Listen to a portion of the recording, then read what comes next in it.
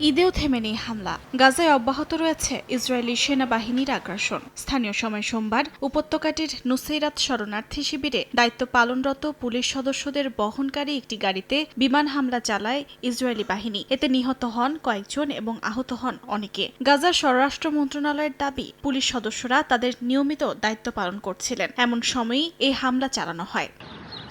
এদিকে রাফা সীমান্ত দিয়ে যাতায়াতে নতুন করে কড়াকড়ি আরোপ করা হয়েছে। সীমিত পরিসরে খুললেও খুব কম সংখ্যক রোগী ও সাধারণ মানুষ পার হতে পারছেন সীমান্ত। পাশাপাশি সম্প্রতি এক ফিলিস্তিনিকে ফেরার পথে আটক করার ঘটনাকে ঘিরে উদ্বেগ বাড়ছে। সীমান্তটি ধীরে ধীরে আটক অভিযানের হাতিয়ারে পরিণত হতে পারে বলে আশঙ্কা করছেন বিশ্লেষকরা।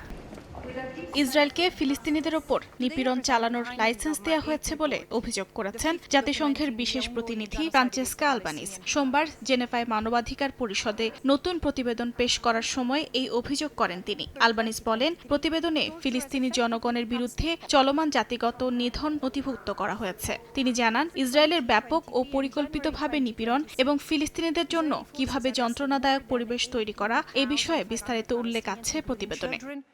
Especially if they were doctors, journalists or humanitarians.